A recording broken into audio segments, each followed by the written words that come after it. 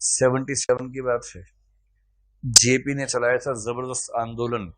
उस आंदोलन का नाम था समग्र क्रांति, कुछ लोग संपूर्ण क्रांति भी बोलते थे। संपूर्ण क्रांति का आंदोलन पूरा सफल नहीं हो पाया। 77 के इलेक्शन में सरकार बनी, लेकिन जेपी का स्वास्थ्य उस बीच में इतना खराब हुआ कि जेपी सरवाइव नहीं कर पाए।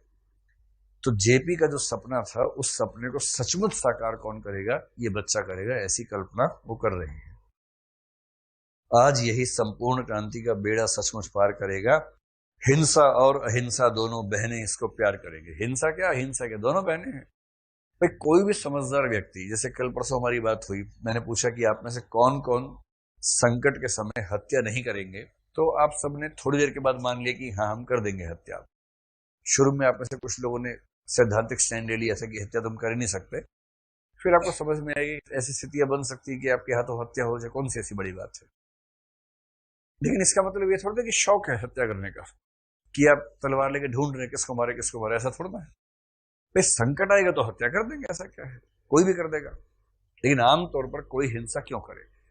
कोई भी समझदार व्यक्ति यही चाहेगा कि जब तक अहिंसा से काम चले, अहिंसा से ही काम चले, और जब संभव ना हो तब हिंसा की जाए।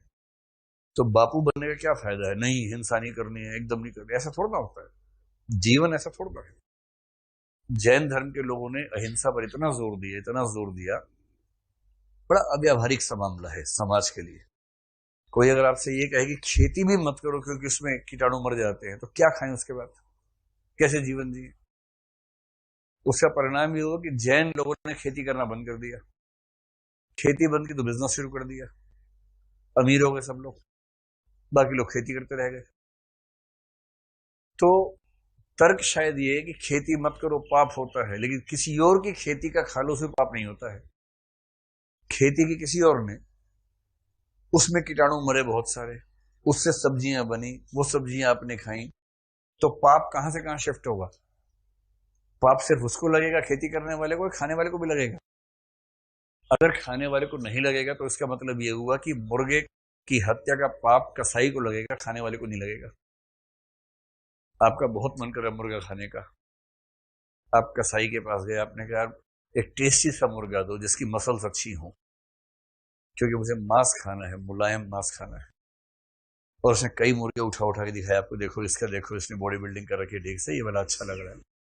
फिर आपने कहा ये वाला मुर्गा ठीक है, लेकिन मुझे पाप नहीं लेना अपने ऊपर, मैं बाहर जा रहा हूं तो मैं उसको मार देना, पाप तुम्हारे ऊपर लग जाएगा, फिर मैं खा लूंगा इसको। तो उसने काटा, और उसके बाद आप गए, आपने उसको भून के खा लिया, या भुनवा भी किसी और से लिया और उसके बाद खा लिया।